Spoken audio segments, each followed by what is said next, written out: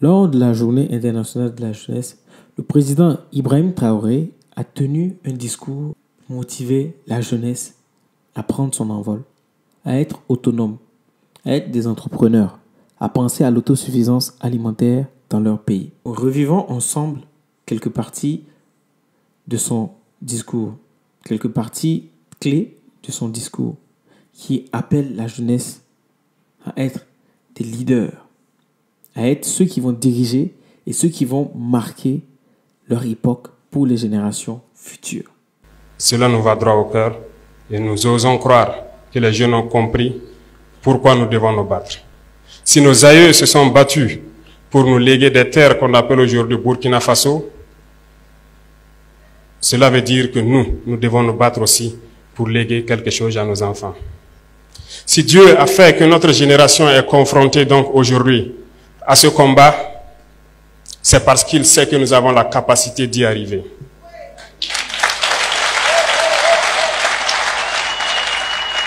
Et je sais compter sur tous pour qu'on y arrive. Le combat n'est pas seulement que militaire sur le terrain, mais le combat est beaucoup plus profond. Dans ce sens que nous devons aussi combattre à changer la mentalité. Notre génération a peut-être grandi dans un système qui nous a façonnés, qui est très difficile à changer peut-être, mais pas impossible. Peut-être que parmi nous, certains se retrouvent encore avec peut-être des caractères dont on ignore la portée, mais j'aime le dire, pour citer un auteur, il n'est pas d'homme plus méchant qui ne puisse changer son cœur si on lui enseigne comme il le faut les voies de la sagesse. Je pense que chacun d'entre nous peut changer. Et dans ce sens, il y va de soi qu'on puisse se pardonner lorsque quelqu'un n'est pas sur la voie qu'on espère, mais en même temps en lui enseignant les bonnes manières pour qu'on puisse changer. Parce que l'arme fatale de l'impérialisme aujourd'hui, c'est la manipulation. Et la jeunesse est la cible. Notre pays, ou je dirais l'Afrique, est en majorité jeune. Et la jeunesse est la cible de cette manipulation. Et lorsque l'on découvre, il faut combattre cela. Et la plupart du temps, l'impérialisme n'est pas forcément ceux qui viennent d'ailleurs, mais ils sont parmi nous. Et c'est parmi nous que la manipulation naît. J'invite la jeunesse à s'en départir, à toujours chercher l'information juste et à toujours penser à nos patries, à nos différentes patries partout en Afrique. Je répète, si nos aïeux nous ont laissé une terre que nous avons trouvée, nous devons laisser de meilleures terres pour nos enfants. En ce sens, aujourd'hui, nous sommes réunis pour parler donc des problèmes de la jeunesse. Nous allons nous faire des promesses, certes, voir des perspectives, mais aussi se lancer des défis. Je pense que le parrain et la marraine vous ont lancé des défis. Et le ministre a souhaité vous donner chacun 300 francs. Mais je crois que le défi va au-delà de cela. Parce qu'il faut que la jeunesse comprenne aussi quelque chose. Nous, au niveau de l'exécutif, nous prenons des mesures, mais nous avons besoin aussi de vous parler, de vous sensibiliser, pour qu'ensemble nous puissions relever les défis qui sont aujourd'hui posés à nous. Pourquoi je dis cela? Lorsqu'ils racontent leurs histoires, on se rend compte qu'ils se sont battus d'eux-mêmes pour y arriver. Aujourd'hui, comme le ministre l'a signifié, instruction a été donnée pour qu'on puisse créer un fonds unique qui puisse soutenir la jeunesse dans l'entrepreneuriat. On ne vous demandera pas peut-être de partir de zéro, mais il y aura un minimum pour vous accompagner et vous aider. Parallèlement à cela, il y a très peu de temps, nous avons tout fait pour élaguer tout ce qui est fiscalité au niveau donc des jeunes entreprises qui devront se créer. Cela pour accompagner que vous ne vous retrouvez pas confrontés dès les premières années à certaines difficultés. En plus de tout ça, je pense comme il l'a annoncé, nous pensons beaucoup à la formation professionnelle. Et c'est l'une des réformes majeures donc, de ce département. Et je pense qu'au passage à l'université, on l'avait bien fait savoir, il ne s'agit pas aujourd'hui de bosser, d'avoir un diplôme et de chercher à être employé. Il s'agit aussi d'apprendre des métiers et de pouvoir exercer. Donc, nous cherchons aujourd'hui à réorienter une bonne partie de la jeunesse vers l'emploi professionnel. Ce qui va sans dire que nous devrons construire beaucoup de centres de promotion donc, de l'enseignement professionnel et pouvoir apprendre beaucoup de métiers aux jeunes parce qu'ici nous regorgeons de beaucoup de ressources. Il y a assez de réformes donc en faveur de la jeunesse qui sont en cours et à travers le monde nous avons pu comprendre que nous pouvons y arriver parce que nous avons assez de ressources à faire valoir à l'extérieur. Nous nous sommes centrés par exemple sur l'agriculture actuellement qui est très important pour nous. Parce que je le disais tantôt, l'autosuffisance alimentaire, c'est un combat.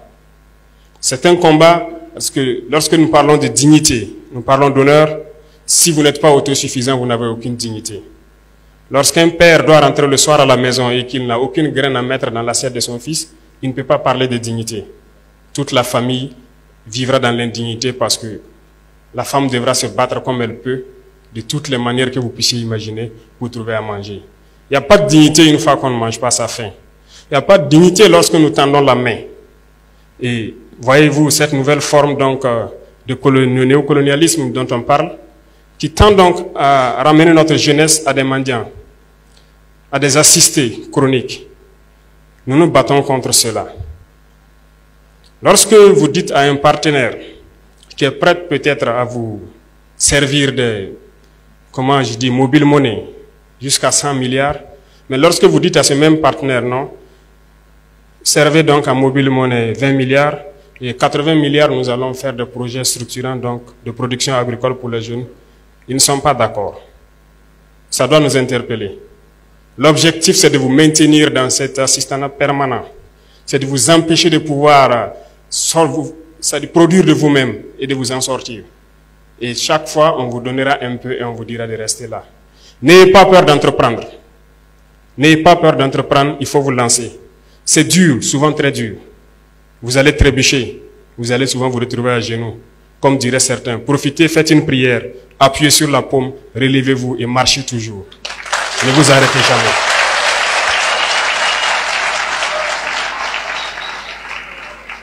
Et même ceux qui ont de l'emploi quelque part, ne vous en tenez pas seulement à votre emploi. Cherchez à investir, cherchez à développer quelque chose d'autre en parallèle. Parce que depuis, comme je vous disais, notre génération est dans un système assez complexe. On nous a peut-être appris qu'il faut juste avoir un emploi, un bureau, et on s'assoit et voilà, le salaire tombe à la fin du mois. Ça ne peut pas vous rendre heureux, ça ne peut pas. Votre salaire doit servir à développer quelque chose d'autre. Nous sommes militaires, moi je suis entrepreneur aussi depuis quelques années de cela, en tant que jeune. Parce que nous ne sommes autorisés qu'à faire que l'agriculture, l'élevage. Je pense que les dévanciers qui ont mis ça dans les textes, ils ont très bien compris. Et nous participons donc à cela. Nous avons essayé, nous avons vu que c'est dur, mais la plupart du temps, lorsqu'on persévère, on peut finir par se frotter les mains. Donc je vous encourage à ne pas vous décourager pour ceux qui sont en train de chercher à entreprendre. Ne vous découragez jamais. Il faut reprendre. Le chemin est toujours plein d'embûches. Mais vous ne devez pas vous arrêter, parce que vous allez finir par réussir. Nous sommes extrêmement riches ici au Burkina, nous pensons le temps à le dire. Aujourd'hui, nous décidons de réorganiser un peu notre société. Certes. Voici les 3 points que nous relevons de ce discours de galvanisation, de motivation à la jeunesse burkinabé ou à la jeunesse africaine. Il a dit des choses vraies et la plupart sont vraies dans le sens où aujourd'hui, quel est le vrai problème de l'Afrique aujourd'hui? Mis à part tout ce qui est crise politique, mais quel est le vrai problème aujourd'hui? L'Afrique a besoin d'être rassasiée. Quand je dis rassasiée, l'Afrique a besoin de se nourrir, de s'auto-nourrir, d'être autosuffisant en termes d'aliments. Parce que quand on a faim, on ne peut pas bien réfléchir. Quand on a faim, on ne peut pas penser aux autres secteurs. On ne peut pas penser à autre chose, le ventre vide. Donc aujourd'hui, l'Afrique, avec toutes les denrées alimentaires que nous importons pour pouvoir nous nourrir, le riz, on importe le riz. Le sucre, on importe le sucre. Le poisson, on importe le poisson qui vient de Chine. poulet congelé, on importe pour pouvoir avoir une suffisance en protéines animales. Il y a beaucoup de choses que nous importons parce que nous n'en produisons pas assez. Et c'est ça le problème. On nous a toujours fait croire que travailler la terre, travailler dans un champ, c'est dégradant et qu'il nous fallait forcément des gros diplômes pour pouvoir nous en sortir. Aujourd'hui, l'Afrique, est-ce que l'Afrique a eu beaucoup de théoriciens, a eu beaucoup d'intellectuels? L'Afrique a beaucoup d'intellectuels. Mais ces personnes qui dirigent nos pays, c'est des gens, tu vas voir, c'est des thésards, des doctorants qui ont étudié dans les grandes écoles, les grandes universités, dans ces pays développés-là. Mais où se trouve l'Afrique aujourd'hui? Il faudrait qu'on change la stratégie, qu'on change la donne, qu'on change tout ça. L'Afrique a besoin de gens qui vont entreprendre en allant vers l'autosuffisance alimentaire. C'est pour ça que l'agriculture est l'un des piliers où il faudrait entreprendre. Il a dit dans son discours, les devanciers l'ont bien dit, même eux en tant que militaires, tout ce qu'ils peuvent faire comme deuxième activité, c'est l'élevage ou l'agriculture. C'est d'une façon de participer à l'autosuffisance alimentaire. Et c'est pour ça qu'il appelle la jeunesse. Il appelle les jeunes, la jeunesse africaine, et pas seulement que les Burkinabés d'ailleurs. Parce que c'est le problème de toute l'Afrique. On manque d'électricité, on manque d'eau, on manque de nourriture. Dans certains pays, c'est très difficile, même dans la capitale économique, qu'une famille puisse se nourrir même une seule fois par jour. Des fois, c'est difficile, on en connaît. On en connaît. Dans tous les pays, c'est comme ça. Les pays d'Afrique, c'est nettement comme ça. Il ne faut pas que notre dignité soit bafouée. On ne peut pas aller être des mendiants à chaque fois. Il a pris l'exemple. Quand un père n'arrive pas à nourrir, rentrer le soir à nourrir sa famille, sa dignité est bafouée. On ne peut plus être indigne. Il faut qu'on refuse cela. Parce que le strict minimum, il faudrait qu'on l'ait. L'autosuffisance alimentaire, si on arrive à se nourrir et qu'on ne dépend plus de l'aide extérieure, parce que lorsqu'on fait des importations, cet argent est remis à qui? Ça rentre dans les caisses de qui? De ces États extérieurs. Ces États vers qui nous nous tournons pour pouvoir combler le déficit alimentaire que nous avons dans nos pays. Pour pallier à ce problème, comment ça se passe? Il faudrait créer. Il faudrait que la jeunesse aujourd'hui, certains jeunes se lèvent, se réunissent et se disent que nous devons aller dans le sens du gouvernement en créant, en étant dans l'agriculture, en étant dans l'élevage. Et c'est l'agriculture qui va être celui qui va faire rehausser l'Afrique demain. Parce que l'Afrique sera celui qui va nourrir les autres pays. L'Afrique a plus de 60% de ses terres cultivables qui sont inexploitées. Aujourd'hui, quand on rentre dans nos pays en Afrique, les Asiatiques, les étrangers achètent des terres, cultivent et nous revendent nos produits qu'ils cultivent sur nos terres. Et nos frères bradent ces terres-là pour quelques sommes, une maudite somme, en plus d'ailleurs, pour juste aller se faire plaisir, boire et faire la fête. Et c'est ce que l'on ne veut pas, c'est ce qui fait que l'Afrique aujourd'hui est en perdition. Et ce qu'il dit, c'est que il faudrait que la jeunesse africaine se ressaisisse, et montre qu'elle a envie de soutenir l'action de ces dirigeants-là. Ce n'est pas seulement que des actions militaires, ça ne suffira pas. C'est comme quand vous allez au fête du sport. Vous avez beau faire du sport comme vous voulez, mais si vous n'avez pas su bien manger, ça ne sert à rien. Et c'est ça. Si eux, ils font des efforts à leur niveau, et que la population et que les jeunes ne montrent pas leur dévouement, et ne décident pas, ne prennent pas leur destin en main, rien ne peut se faire. C'est à eux, c'est à nous de nous lever et de pouvoir créer. Aujourd'hui en Afrique, on manque de beaucoup de choses. Mais on ne peut pas nous aider. Ce ne sont pas des aides. Ils nous appauvrissent. Ils nous tiennent en laisse. Ce sont des personnes qui créent des institutions financières et qui viennent monter des dossiers avec nous. Et nous, on va aller prendre des prêts là-bas pour pouvoir on va être plus endetté vers ces mêmes personnes-là et on ne va pas pouvoir s'en sortir parce que la dette ne fait qu'augmenter. Donc aujourd'hui, l'Afrique a besoin des entrepreneurs dans tous les secteurs. Mais le secteur le plus important aujourd'hui, c'est le secteur de l'agriculture. Le premier secteur qui nourrit l'homme, qui fait que l'homme a sa dignité.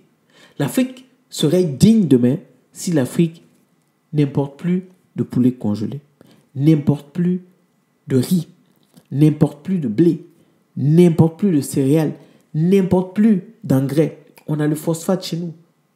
Il y a plusieurs manières de faire de l'engrais naturel, mais on n'en fait pas. Et c'est dommage. Avec plus de terres cultivables aujourd'hui dans le monde, on n'arrive pas à produire pour nous-mêmes et pouvoir exporter. Parce que si on arrive à s'autosuffire, on pourra vendre aux autres et exporter. Et ça, c'est de l'argent qui va rentrer dans nos caisses, qui va enrichir nos populations, nos États. Et cet argent fera de nos États des États forts. Il a parlé aussi de la reprise des contrôles des sites miniers. Nous devons prendre le contrôle sur nos sites miniers. Et ça, nous avons besoin des dirigeants qui vont mettre en place des actions, des institutions, des organisations qui vont contrôler nos mines. Parce que ça nous appartient. On ne peut pas laisser nos mines, on ne peut pas laisser les gens venir exploiter nos terres, aller le travailler et revenir nous revendre ces mêmes. Ce n'est pas possible. Il faut que ça cesse. Il faut que ça s'arrête. Si on laisse faire, on va être que des consommateurs et on ne va jamais produire. Et on ne va que qu'enrichir ces puissances-là. Donc il faudrait que nous, on pense à nous et que nous puissions être des acteurs de notre développement de demain et que nous puissions mener des actions qui vont permettre à nos enfants, à nos petits-enfants et à la génération future d'en bénéficier. Je pense que nous tous ici d'ailleurs, on aimerait voir nos enfants, nos petits-enfants vivre dans cette Afrique que nous aurons contribué à la construction, n'est-ce pas? C'est maintenant qu'il faut qu'on se lève. Au lieu de se lever, de cotiser pour aller boire 2, 3, 4 bières, on doit se lever, cotiser pour acheter un bout de terre et commencer à cultiver. Acheter un bout de terre, commencer à faire de l'élevage. Et ainsi de suite, on pourra évoluer et faire grandir l'Afrique ensemble. À la prochaine pour une nouvelle vidéo.